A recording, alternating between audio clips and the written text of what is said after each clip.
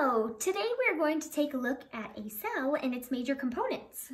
For each cell, there are many major components. The cell membrane, the cytoskeleton, and the cytoplasm. Let's take a look at the cell membrane. What is it and what are its functions? Here's the cell membrane. It's sometimes called the plasma membrane.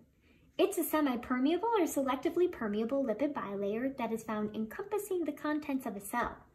It provides the shape of the cell, protection, and has properties that allow cells to communicate with one another. Let's zoom in and take a closer look.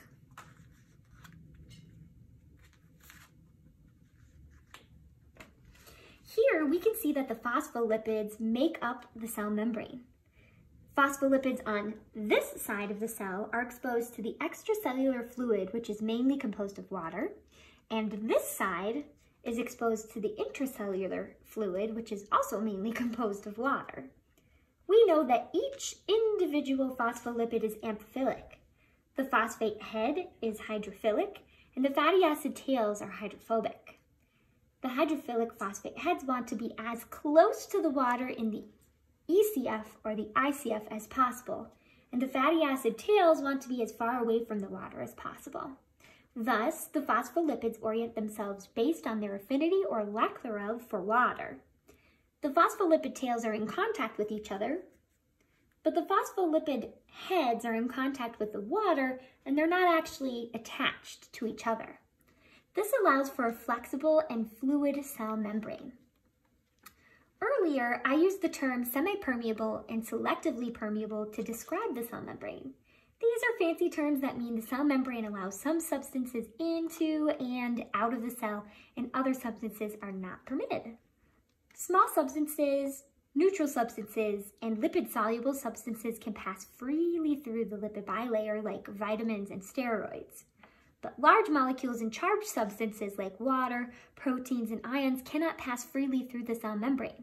Cells still need these charged or larger molecules, but they must utilize special proteins in the membrane to enter and exit, and that's through a process of passive and active transport. Passive and/or active transport. Cholesterol molecules can be found between the phospholipids. They provide rigidity to the cell membrane. Many proteins can be found in the membrane. Some are transmembrane proteins, also called integral proteins, that pass through the lipid bilayer, and others are only exposed to one side of the cell, either the ECF or the ICF. These are known as peripheral proteins. These proteins have many functions such as receptors, secondary messengers, enzymes, cell identity markers, cell adhesion molecules, and proteins used for transporting substances in and out of the cell like channels and carrier proteins.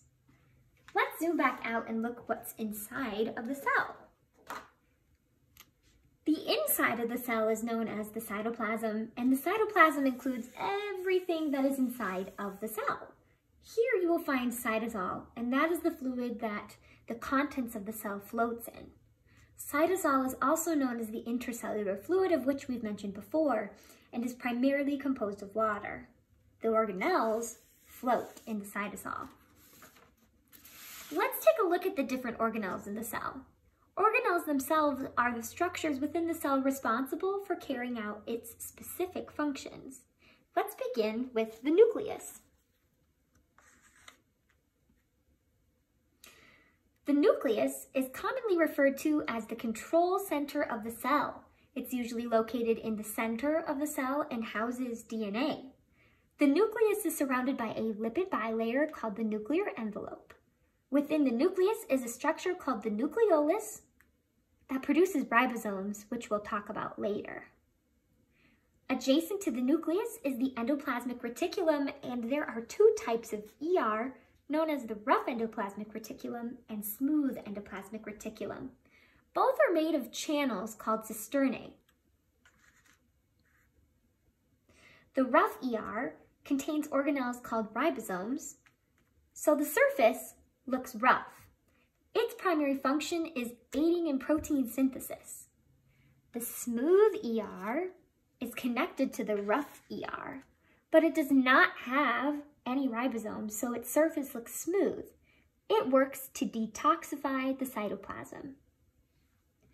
Ribosomes are small organelles that read genetic material and work to produce peptides and proteins. And they form proteins from segments of DNA. Ribosomes are produced by the nucleolus of the nucleus and are found on the rough ER and around the cytoplasm. The Golgi complex is adjacent to the ER and the nucleus. It is made up of a collection of a few cisternae. Its primary function is to synthesize carbohydrates and puts the final touches on proteins received from the rough ER and ribosomes. The Golgi complex sorts, cuts, and splices the proteins and then packages the finished proteins into Golgi vesicles. These Golgi vesicles are transported around the cytoplasm and sometimes outside of the cell in a process called exocytosis.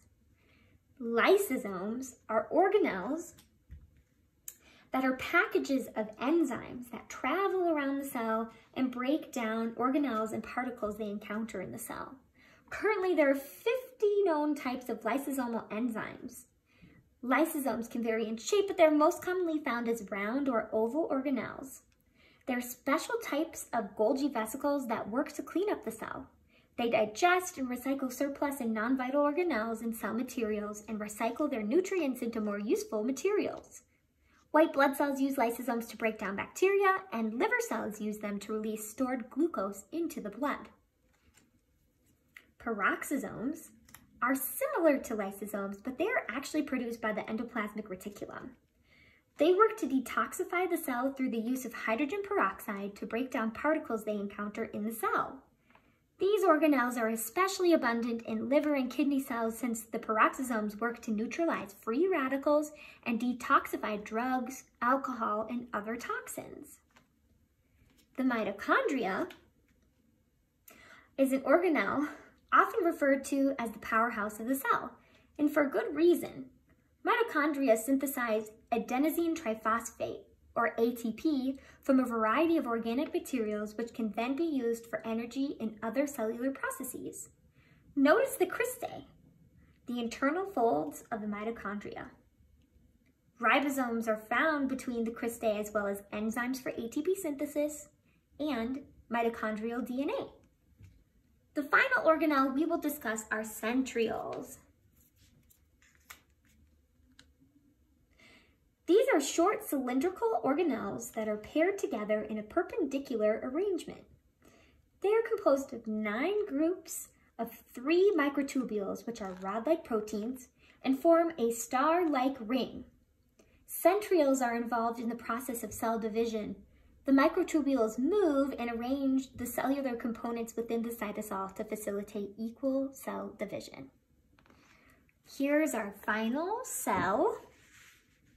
And thank you very much for watching my video.